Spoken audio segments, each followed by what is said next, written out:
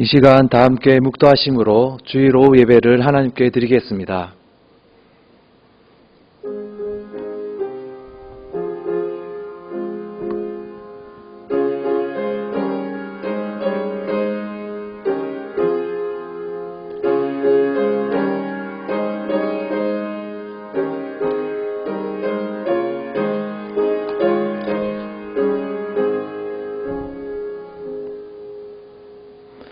은혜와 자비가 풍성하신 하나님 아버지, 이 시간 온전히 주님 앞에 나와 예배드리게 하심에 감사드립니다.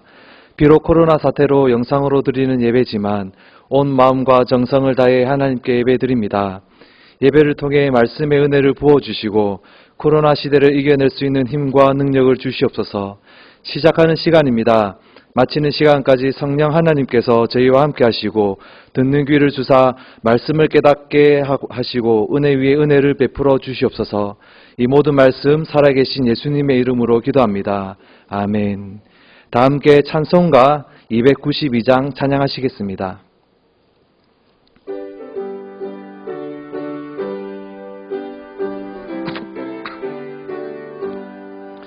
주 없이 살 수 없네 죄인의 구주여, 그 귀한 보배 피로 날 구속하소서. 구주의 사랑으로 흘리신 보혈이 내 소망 나의 위로 내 영광 됩니다. 주 없이 살 수 없네 나 혼자 못 서리. 힘없고 부족하며 지혜도 없도다. 내 주는 나의 생명 또 나의 힘이라. 주님을 의지하여 지혜를 얻으리. 주 없이 살 수 없네 내 주는 아신다. 내 영의 깊은 간구 마음의 소원을 주밖에 나의 마음 네 알아주리요. 내 마음 위로하사 평온케 하시네. 주 없이 살 수 없네 세월이 흐르고 이 깊은 고독 속에 내 생명 끝나도 사나운 풍랑일 때 날 지켜주시니 내 곁에 계신 주님 늘 힘이 됩니다. 아멘. 이 시간 우리를 대표하여 석태인 권사님께서 기도하시겠습니다. 기도하겠습니다. 천지 만물을 창조하시고 사람을 만드신 후에 보시기에 좋았더라고 하신 하나님 아버지, 하나님의 크신 능력과 사랑에 감사를 드립니다. 하나님, 우리는 어디에서 와서 어디로 가는지 알 수 없는 삶 속에서 내둥댕이 쳐 있었지만 하나님 아버지를 만나 믿음으로 구원해 주신 은혜를 기억합니다. 하나님 아버지, 하나님의 이름으로 살던 행복 바이러스가 지금은 온통 코로나 바이러스로 세상은 온통 혼탁하고 자연재해가 우리를 긴장하게 만들고 그래서 연약할 수밖에 없는 저희들을 오직 하나님만 더욱 의지합니다. 복음, 선교, 사랑, 기타 등등 이 모든 것이 잠잠해진 이 현실 앞에서 온 국민은 풍랑을 만난 배처럼 흔들리고 뒤죽박죽되어서 자칫 정신을 잃어버리기 쉬운 시간들 속에서 허우적거리고 있습니다. 주님, 우리를 살려주시옵소서. 우리를 회복시켜 주시옵소서. 죄악 가운데 있었던 이 나라 이 민족을 불쌍히 여겨 주시옵소서. 이 나라 이 민족을 용서하시고 돌이켜 주시옵소서. 정치와 경제와 사회가 무너지고 있습니다. 어린아이로부터 중장년에 이르기까지 모든 삶이 흐트러진 지금 우리는 어찌해야 좋을지요. 하나님 우리를 긍휼히 베풀어 주시옵소서. 충현의 모든 성도들이 어느 곳에 있든지 지켜주시고 속히 예배의 정상화가 이루어져서 성도 간의 교제와 합력하여 선을 이루어 가시는 하나님을 바라보게 하시고 하나님을 더욱 믿고 의지하게 하시옵소서. 하나님, 비록 지금은 비대면 예배로 이루어지는 시간입니다. 목사님과 전도사님의 선포하시는 그 말씀에 귀를 기울이게 하시고 어디에 있든지 우리 성도님들을 지켜 보호하여 주시옵소서. 속히 정상화가 되는 그날까지 온전히 하나님만 믿고 의지하며 하나님께만 영광 돌려지는 귀한 시간들이 되게 도와주시옵소서. 감사를 드리오며 예수님의 이름으로 기도합니다. 아멘.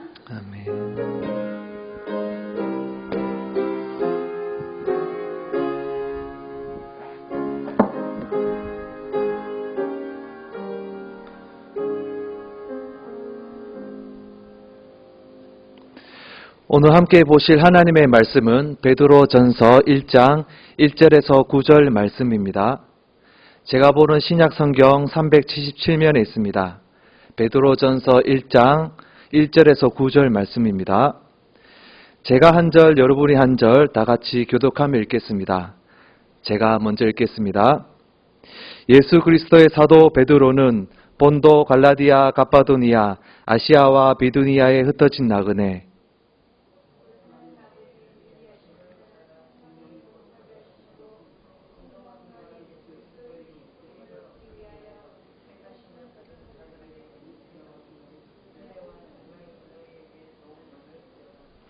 우리 주 예수 그리스도의 아버지 하나님을 찬송하리로다. 그의 많으신 긍휼대로 예수 그리스도를 죽은 자 가운데서 부활하게 하심으로 말미암아 우리를 거듭나게 하사 산 소망이 있게 하시며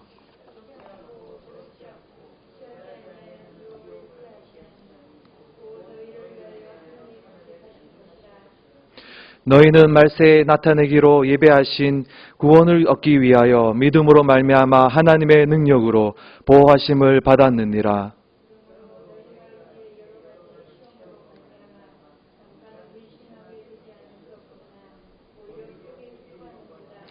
너희 믿음의 확실함은 불로 연단하여도 없어질 금보다 더 귀하여 예수 그리스도께서 나타나실 때에 칭찬과 영광과 존귀를 얻게 할 것이니라.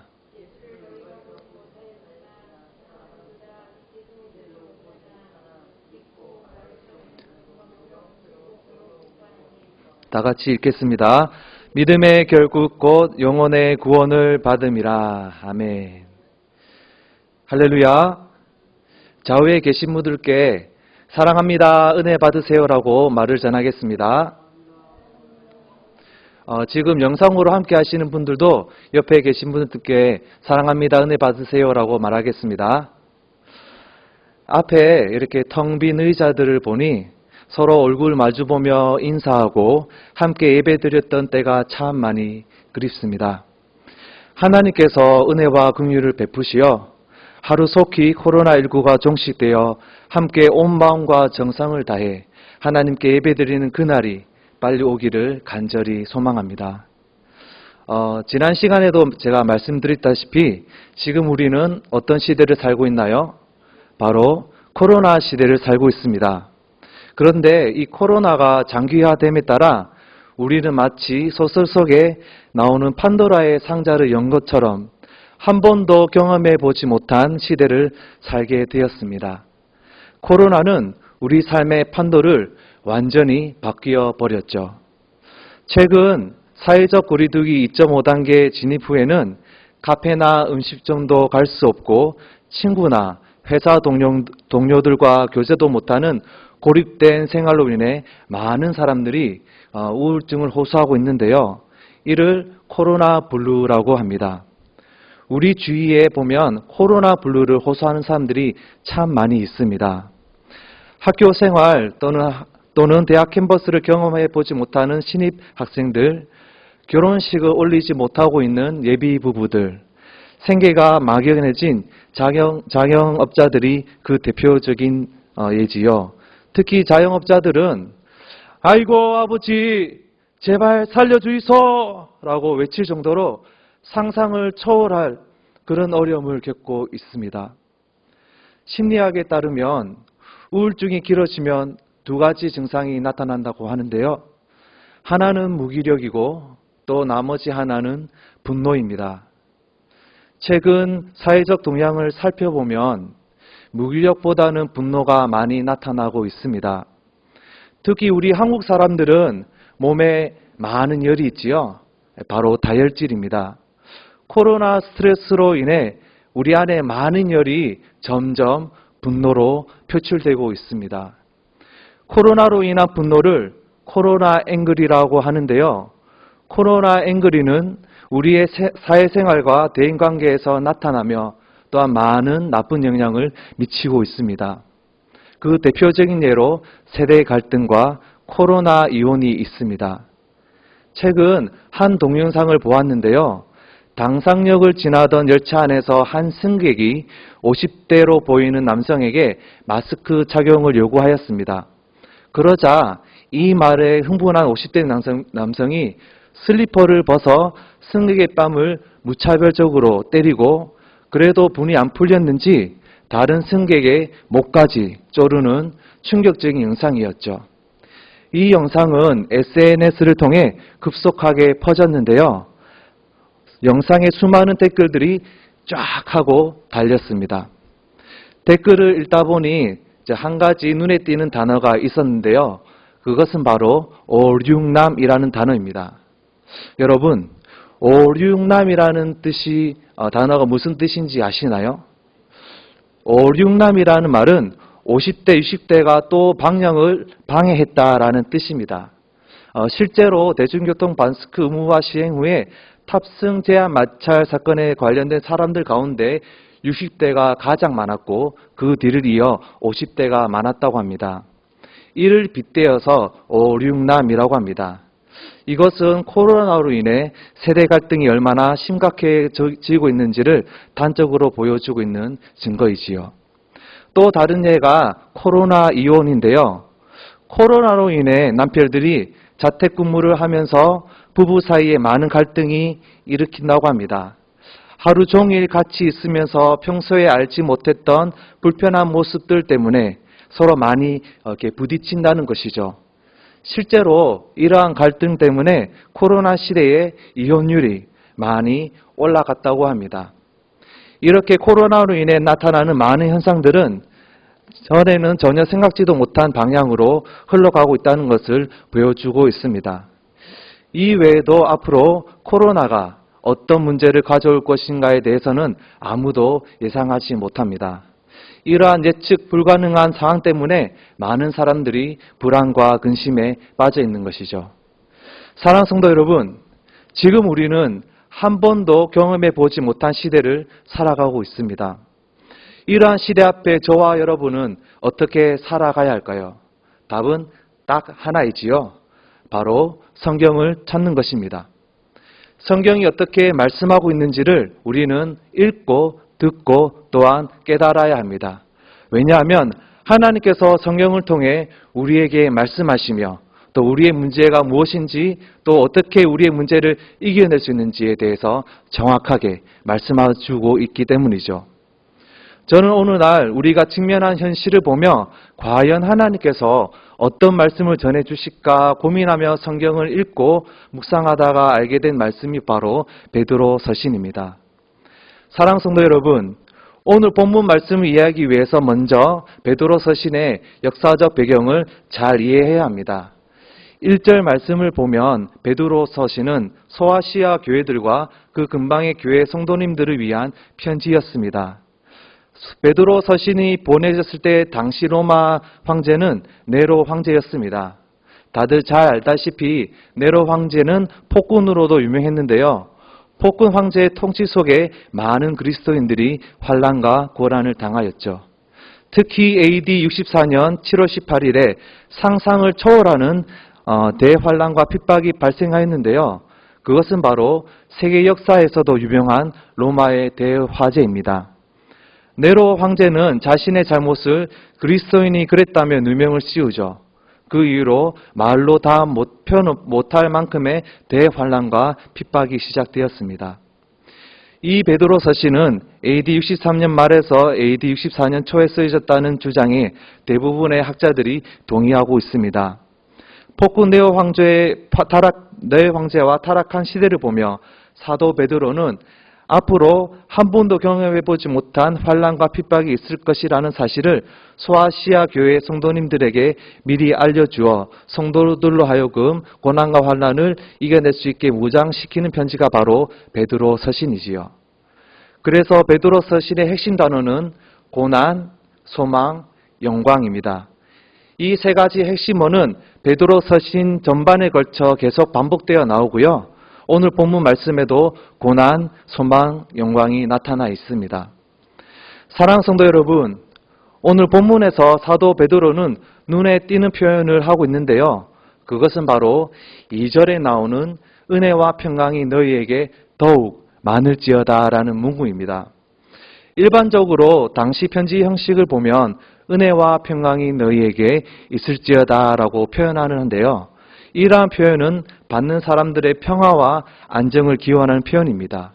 사도 베드로는 앞으로 어떤 대환란과 핍박이 있을지 모르는 그야말로 풍전등화와 같은 상황 속의 성도님들에게 더욱 많은 은혜와 평강이 있길 바란다라고 합니다. 분명 사도 베드로는 앞으로 소아시아 교회의 성도님들이 한 번도 경험해 보지 못한 대환란과 핍박을 당한 것을 알고 있었습니다. 이를 대비해서 사도 베드로는 더욱 은혜와 평강을 강조한 것인데요. 그것이 왜일까요? 왜냐하면 설령 한 번도 경험해 보지 못한 상황이 발생할지라도 낙심치 않고 끝까지 붙들어야 하는 것이 바로 은혜와 평강임을 알았기 때문입니다. 사랑하는 성도 여러분, 은혜와 평강, 이것이야말로 한 번도 경험해 보지 못한 시대를 살아가고 있는 저와 여러분들이 꼭 붙잡아야 하는 것입니다. 그렇다면 어떻게 은혜와 평강을 더욱더 힘차게 붙잡고 살아갈 수 있을까요? 첫째, 따라합시다. 그리스도인의 정체성을 인지하며 살아가야 합니다. 그리스도인의 정체성을 인지하며 살아가야 합니다. 오늘 본문 1절과 2절 말씀을 보면 사도 베드로는 소아시아 여러 교회에 흩어져 있는 사람들에게 편지하였습니다. 그들 중에는 유대인들도 있고 또한 이방인들이 있었는데요. 사도 베드로는 유대인이냐 이방인이냐라는 것을 따지지 않고 그들이 누구인지 한 가지 특정 단어로 말하는데요. 그것이 바로 나그네입니다. 나그네라는 용어는 항상 외국 지역에 머무는 일시적 거주자를 뜻하지요. 히브리서 11장 13절 말씀을 보면 아벨로부터 아브라함에 이르기까지 모든 믿음의 영웅들이 이 땅에서는 그들 모두가 외국인과 나그네였다는 것을 증언하고 있습니다. 그런데 여기서 사도 베드로가 말한 나그네는 그냥 나그네가 아닌 특별한 나그네입니다. 어떤 특별한 나그네일까요? 2절 말씀에 보니 하나님 아버지의 미리 아심과 성령이 거룩하게 하심으로 순종함과 예수 그리스도의 피 뿌림을 얻기 위하여 택하심을 받은 자들이라고 합니다. 간단하게 말해서 미리 아심 바 된 택하심을 받은 나그네라는 말이지요. 이것을 저와 여러분들이 잘 아는 한 단어로 표현하자면 그리스도인입니다. 성경에서 최초로 그리스도인이란 표현을 쓰고 있는 곳은 사도행전 11장 26절입니다. 사도행전 11장 26절 말씀에 보면 제자들이 안디옥에서 비로소 그리스도인이라 일컬음을 받게 되었더라라고 말합니다. 당시 안디옥 교회는 최초의 이방인 교회였습니다. 오순절 사건 이후 하나님의 복음이 예루살렘으로부터 시작하여 하나님의 교회가 성장하고 있었습니다. 이렇게 잘 성장하고 있는 시기에 스데반 순교 사건이 일어나면서 큰 핍박으로 인해 예루살렘에 있던 성도님들이 다른 지역으로 뿔뿔이 흩어지게 되었죠. 이때 흩어진 사람 일부는 당시 국제적인 도시였던 안디옥에 이르러 헬라인들에게 복음을 전했고 그 결과 수많은 이방인들이 회심하였습니다. 그곳에서 과거 역사에도 찾아볼 수 없고 감히 상상도 하지 못했던 매우 특이한 공동체 하나가 생겼는데요. 그것이 바로 그리스도인들의 공동체였습니다. 그리스도인이란 민족과 신문과 사회적인 모든 경계를 초월하여 하나님의 사랑 안에서 한 형제자매가 된 사람을 말합니다. 사랑하는 성도 여러분, 오늘 본문은 그리스도인에 대해 더욱 풍성한 의미를 보여주고 있는데요. 그것이 바로 미리 야심받은 택하심을 받은 나그네라는 표현입니다. 여기서 우리가 주목해야 할 것은 바로 미리 야심받았다와 택함을 받았다라는 것이죠. 사랑하는 성도 여러분, 본래 우리는 누구인가요? 죄로 말미암아 죽을 수밖에 없었던 사람들이지 않은가요? 그런 저와 여러분들이 복음을 듣고 예수님을 구주로 영접하여 거듭나 새 생명을 얻었습니다. 참 자유함을 누리게 된 것이죠. 그런데 이 모든 것을 하나님께서 미리 아셨고 우리를 창세 전부터 택하셨다는 사실입니다. 이 얼마나 놀라운 사실인가요? 지금 저와 여러분들이 하나님을 믿고 예배 드린다는 것은 결코 우연이 아닙니다. 우리는 미리 야심바 되었고 택함을 받은 그리스도인입니다. 다른 말로 하나님은 항상 우리와 함께 한다는 사실이죠. 시편 23편의 말씀처럼 사망의 음침한 골짜기로 다닐지라도 해를 두려워하지 않는 것은 주께서 나와 함께 하심이기 때문이듯 하나님은 그리스도인인 우리와 항상 함께 하심을 굳게 믿으시기 바랍니다. 사랑하는 성도 여러분, 본문에서 사도 베드로는 한 번도 경험해 보지 못한 대환란과 핍박을 곧 경험하게 될 성도님들에게 어떻게 살아가야 하는지 그 첫 번째로 그리스도인의 정체성을 가지고 살아가야 함을 말씀하고 있습니다. 이것은 오늘날 저와 여러분들에게도 동일하지요. 왜냐하면 그리스도인으로서의 확실한 정체성이 없이 살아간다면 한 번도 경험해 보지 못한 시대 속에서 그저 세상의 방식대로 살아 좌절하며 은혜와 평강이 없는 아무런 소망이 없는 삶을 살아가게 되기 때문입니다. 둘째, 따라합시다. 산 소망을 붙들어야 합니다. 우리는 산 소망을 붙들어야 합니다. 본문 6절에서 사도 베드로는 여러 가지 시험으로 말미암아 잠깐 근심하게 되지 않을 수 없으나 라고 합니다. 사랑하는 성도 여러분, 예수님을 나의 구주로 영접하고 그리스도인으로서 신앙생활을 시작하니 좋은 일이 많이 생겼는가요? 아니면 더 나쁜 일들이, 힘든 일들이 더 많이 생겼나요? 보통 좋은 일보단 힘든 일이 더 많이 경험합니다. 왜 그럴까요? 왜냐하면 그런 시험을 통해 우리의 믿음이 더욱 견고해지기 때문이지요. 믿음이 더욱 견고해지는 것을 본문 7절에서는 믿음의 확실함이라고 말하고 있습니다. 사랑하는 성도 여러분, 교회의 역사를 가만히 살펴보면 교회가 가장 부흥했던 시기는 아이러니하게도 핍박과 환란이 가장 심했던 시기입니다. 왜 그럴까요? 왜냐하면 수많은 어려움을 통해서 그들은 하나님만 붙잡았고 하나님을 더욱 깊이 경험하였기 때문입니다. 이러한 경험들이 그들의 믿음을 더욱 견고하고 확실하게 만들었던 것이죠. 믿음의 확실함이란 말을 하니 저희 어머니가 생각납니다. 저희 집은 원래 예수님을 믿는 집안이 아니었습니다. 저희 어머니 집안은 무교 집안이고 저희 아버지는 불교 집안입니다. 교회와는 아무런 상관없던 저희 가족은 지금 기독교 가정으로서 열심히 하나님을 위해 살고 있지요. 물론 하나님의 미리 아심과 택하심으로 기독교 가정이 되었지만 복음의 통로는 저희 어머니로부터였습니다. 제가 당시 어려서 잘 몰랐지만 나중에 알고 보니 우리 어머니께서 교회를 다니신 후부터 고모들에게 많은 시달림을 당하였습니다. 그런데 신기한 것은 그런 시달림을 당할 때마다 어머니의 믿음은 더욱 견고하고 확실해져 갔다는 것이죠. 왜 그런가요? 라고 물어보니 저희 어머니께서는 그것은 바로 날마다 읽는 성경과 기도를 통해 하나님 한 분밖에 의지할 분이 없다는 사실을 깨달았기 때문이다라고 말씀하셨습니다. 핍박과 환난이 어머니께 오히려 하나님을 더욱 붙잡게 만들며 하나님을 더욱 깊이 알아가게 되는 동기부여가 되었다는 것이죠. 이렇듯 당시 소아시아 교회 성도님들은 고난을 통해 자기 자신들의 믿음을 지키고 하나님을 붙잡은 자들이었습니다. 그들 중에 어떤 사람들은 자신의 모든 재산을 다 버리고 예수님을 따랐습니다. 하지만 여전히 고난 속에 살아가고 있었죠.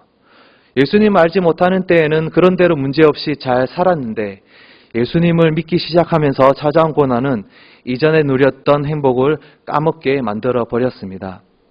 하지만 그들은 그 어떤 고난도 이겨내며 잠깐의 근심 뒤에 큰 기쁨으로 기뻐한다고 합니다. 사랑하는 성도 여러분, 그들은 무엇을 붙잡고 고난을 이겨내며 큰 기쁨으로 기뻐한 것일까요? 다 같이 3절과 4절 함께 읽겠습니다. 시작! 우리 주 예수 그리스도의 아버지 하나님을 찬송하리로다. 그의 많으신 긍휼대로 예수 그리스도를 죽은 자 가운데서 부활하게 하심으로 말미암아 우리를 거듭나게 하사 산 소망이 있게 하시며 썩지 않고 더럽지 않고 쇠하지 아니하는 유업을 있게 하시나니 곧 너희를 위하여 하늘에 간직하신 것이니라. 아멘. 그들은 바로 산 소망을 붙잡았습니다. 산 소망이란 썩지 않고 더럽지 않고 쇠하지 아니하는 유업을 뜻하지요. 그것은 하나님께서 하늘에 간직해 두신 것이라고 본문은 말씀하고 있습니다. 사랑하는 성도 여러분, 그들은 장래의 소망이라는 렌즈로 자신들의 경험하고 있는 현재를 보았습니다. 그들에게는 산 소망이 있었습니다. 그것은 예수 그리스도 안에서 썩지 않고 더럽지 않고 쇠하지 않는 하늘에 예비된 유업이었습니다. 사랑하는 성도 여러분, 세상에 있는 모든 것은 다 썩어 없어져 버리죠. 영광한 것은 하나도 없습니다. 우리가 무엇을 애써 붙잡으려 해도 그것은 언젠가 다 사라져 버릴 것입니다. 우리의 죽음과 함께 모든 것이 단절됩니다. 그런데 여러분, 죽음도 끊어내지 못하는 유업, 우리 삶에 무슨 일이 일어난다 할지라도 잃어버릴 가능성이 전혀 없는 유업이 있지요. 그것은 바로 썩지 않고 더럽지 않고 쇠하지 않는 산 소망입니다. 그래서 사도 베드로는 그들이 여러 가지 시험으로 잠깐 근심하지 않을 수 없게 되지만 오히려 크게 기뻐하는도다라고 말할 수 있었던 것이죠. 사랑 성도 여러분, 산 소망을 굳게 붙드시기 바랍니다. 산 소망은 곧 믿음을 의미합니다. 믿음은 하나님께서 약속하신 유업을 보는 것입니다. 히브리서 11장 6절 말씀을 보면 하나님을 기뻐지게 하는 그 믿음은 하나님께서 살아계시고 나를 아시며 나를 보고 계신다는 것과 하나님을 찾는 자들을 위하여 상 주시는 분임을 믿는 것이라고 말하고 있습니다. 하나님께서는 우리를 보고 계십니다. 우리의 모든 것을 알고 계시죠. 모든 것을 세우시며 모든 것을 세시며 판단하고 계십니다. 그리스도인은 하나님이 주신 상 곧 장래의 유업을 바라보고 사는 사람들입니다. 이것이 바로 그리스도인의 산 소망입니다. 이 산 소망이야말로 우리 삶의 은혜와 평강이 되는 것입니다. 셋째, 따라합시다. 믿음의 눈으로 하나님의 영광을 바라봐야 합니다. 믿음의 눈으로 하나님의 영광을 바라봐야 합니다. 다 같이 본문 8절과 9절 말씀을 읽겠습니다. 시작! 예수를 너희가 보지 못하였으나 사랑하는도다. 이제도 보지 못하나 믿고 말할 수 없는 영광스러운 즐거움으로 기뻐하니 믿음의 결국 곧 영혼의 구원을 받음이라. 아멘. 베드로와 소아시아 교회 성도님들은 같은 믿음을 가졌고 같은 예수님을 믿었습니다. 그들 모두에게는 산 소망이 있었죠. 하나님께서 주시는 썩지 않고 더럽지 않고 쇠하지 아니한 유업이 베드로와 나그네 된 하나님의 백성 모두에게 동일하게 약속되었습니다. 그러나 베드로와 그 성도님들의 차이점이 하나 있습니다. 그것이 바로 무엇일까요? 그것은 바로 베드로는 예수님을 직접 보았지만 소아시아 교회 성도님들은 예수님을 육신으로 만나본 적이 없는 것입니다. 그런데도 그 성도님들은 동일하게 예수님을 사랑했습니다. 그래서 사도 베드로는 예수를 너희가 보지 못하였으나 사랑하는도다. 이제는 보지 못하나 믿고 말할 수 없는 영광스러운 즐거움으로 기뻐하니라고 말합니다. 비록 그들은 주님을 볼 수 없었지만 믿음의 눈으로 사랑하는 예수님을 보면서 말할 수 없는 영광스러운 즐거움으로 기뻐했던 것입니다. 사랑하는 성도 여러분, 예수님을 믿는다는 것은 무슨 뜻일까요? 예수님을 믿는다는 것은 믿음의 눈으로 예수님을 보는 것입니다. 예수님을 믿는다는 것은 믿음의 눈으로 주 예수님을 사랑하는 것입니다. 사랑은 사람을 움직이게 하는 힘이 있습니다. 예수님에 대한 그들의 사랑은 박해와 핍박이라는 고난을 감당할 수 있는 힘을 주었습니다. 이것이 참된 사랑을 가진 믿음의 능력이지요. 사랑 성도 여러분, 믿음은 역사합니다. 믿음을 가진 사람 안에서 성령님은 일하십니다. 믿음이 그 안에 일하는 사람, 그 사람이 바로 그리스도인입니다.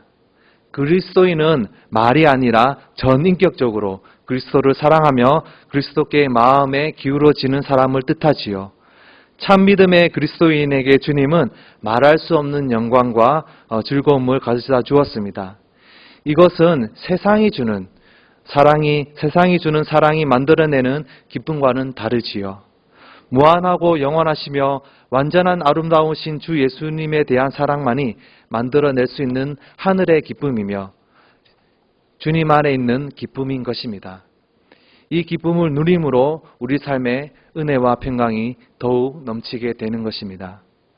말씀을 맺겠습니다. 사랑하는 성도 여러분, 한 번도 경험해 보지 못한 시대를 맞이한 우리들은 앞으로 어떤 크고 작은 문제들이 생길지 알 수 없습니다. 코로나는 코로나 블루, 코로나 앵그리, 그리고 최근에 생긴 코로나 이온 등 우리 삶의 구석구석에 침투하여 다양한 나쁜 영향을 미치고 있습니다. 특히 교회와 그리스도인에 대해 부정적인 생각과 인식을 한 차원 더 높게 만들어 버렸지요. 이제는 우리의 일상생활뿐만 아니라 신앙생활에도 이전과는 많이 달라졌습니다. 더욱 신앙생활을 하기 힘든 시대가 된 것이지요. 사랑하는 성도 여러분, 이러한 상황 속에서 하나님은 우리에게 무슨 말씀을 하시나요? 바로 은혜와 평강을 더욱 굳게 붙잡아야 한다는 것입니다. 사랑하는 성도 여러분, 베드로전서 5장 8절에서는 사도 베드로는 근신하라, 깨어있으라, 너희 대적 마귀가 우는 사자와 같이 두루다니며 삼킬 자를 찾나리라고 경고하고 있습니다. 이처럼 저와 여러분은 오늘날 원수 사탄이 여러 가지 모양으로 그리스도인들을 유혹하며 넘어뜨리려고 한다는 사실을 항상 인지해야 합니다. 그럴 때마다 우리는 오늘 배운 세 가지 말씀을 꼭 기억하시기 바랍니다. 영상을 보시는 분들도 꼭 기억하시기 바랍니다. 따라하겠습니다. 첫째, 그리스도의 정체성을 인지하며 살아가자. 둘째, 산소망을 붙들자. 셋째, 믿음의 눈으로 하나님의 영광을 바라보자. 아멘. 이 세 가지 말씀을 꼭 기억하셔서 어떠한 어려움과 문제가 있더라도 넉넉히 이겨내는 저와 모든 충현의 가족이 되길 간절히 소망합니다. 다 같이 기도하시겠습니다.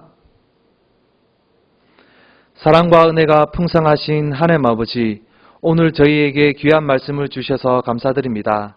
받은 생명의 말씀이 우리 삶을 통하여 아름다운 결실을 맺길 간절히 기도합니다. 도와주시옵소서.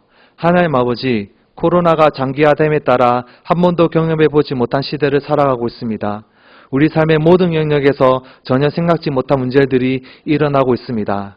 하나님 아버지, 고통받는 하나님의 자녀들을 기억하시고 은혜 베푸사 하루속히 코로나19가 종식되게 도와주시옵소서. 하나님 아버지, 코로나19로 힘든 청년교회 모든 성도님들을 위로하시고 하나님 말씀을 기억하며 순종하여 참된 복을 받아 누리는 청년교회의 모든 성도님들이 되길 도와주시옵소서. 또한 교회 안에 아픈 환우들을 기억하사 강건케 하시고 많은 어려움으로 낙심한 성도님들을 위로하사 다시 일으켜 세워 주시옵소서.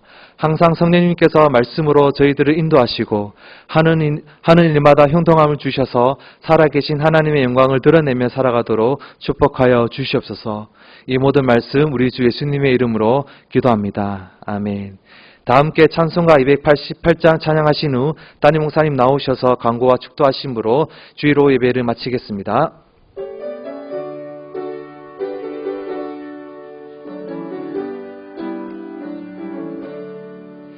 예수를 나의 구주 삼고 성령과 피로써 거듭나니 이 세상에서 내 영혼이 하늘의 영광 누리로다. 이것이 나의 간증이요 이것이 나의 찬송이세. 나 사는 동안 끊임없이 구주를 찬송하리로다. 온전히 주께 맡긴 내 영 사랑의 음성을 듣는 중에 천사들 왕래하는 것과 하늘의 영광 보리로다. 이것이 나의 간증이요 이것이 나의 찬송이세. 나 사는 동안 끊임없이 구주를 찬송하리로다. 주 안에 기쁨 누림으로 마음의 풍랑이 잔잔하니 나는 간 곳 없고 구속한 주만 보이도다.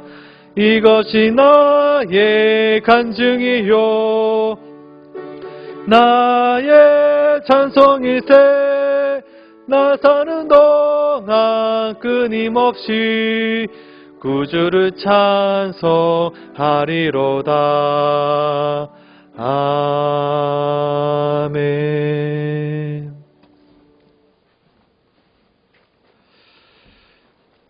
광고를 드리겠습니다. 이번 주간도 계속해서 온라인 예배를 드리겠습니다. 코로나가 좀 잠잠해질 때까지 계속해서 기도해 주시길 바라고요. 주일 오전 또 오후 수요일 예배 그리고 주일학교 예배까지 온라인으로 진행이 되었습니다.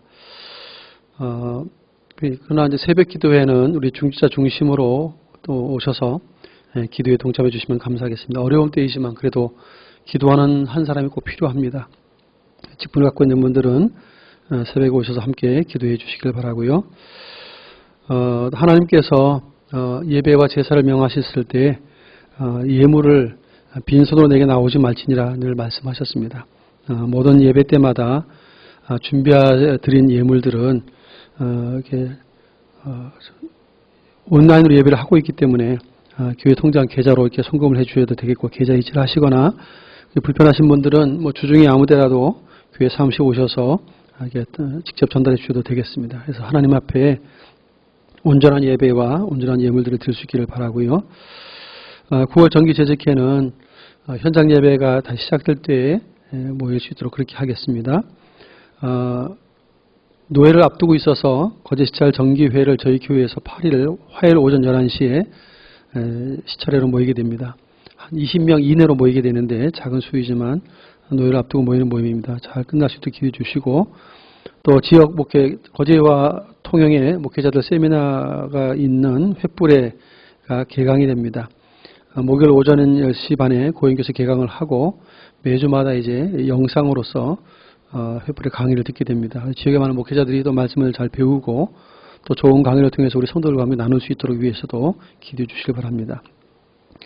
9월달 안내, 주차, 헌금, 식당 봉사 등 봉사위원들이 주부에 게재가 되어 있습니다.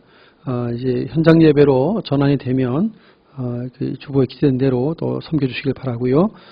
주보는 교회 홈페이지 들어오셔서 고연주일교회 치시면 교회 홈페이지가 이렇게 등록이 되어 있습니다. 들어오셔서 주보를 클릭하시면 오늘 광고를 다 보실 수가 있습니다. 확인하셔서 또 기회가 주어질 때 잘 섬겨주시길 바랍니다. 지난 한 주간 한가명 성생 가정, 또 임미식원생 가정, 교육관 건축원금 해주셔서 감사를 드립니다. 다른 것들은 또 주보에 참조해 주시고요. 기도하도록 하겠습니다. 이제는 우리의 생명의 주가 되신 구주 예수 그리스도의 크신 은혜와 하나님 아버지의 만극하신 사랑하심과 성령님의 역사, 교통, 충만 인도하심이 코로나 시대를 살아가면서 그리스도인으로서 예수 안에서 믿음으로 살고 소망 가운데 그렇게 달려가겠다고 다짐하고 주의 은혜를 구하는 주의 백성들과 몸된 주연교회 위에 이제부터 영원토록 항상 함께 있을지어다. 아멘.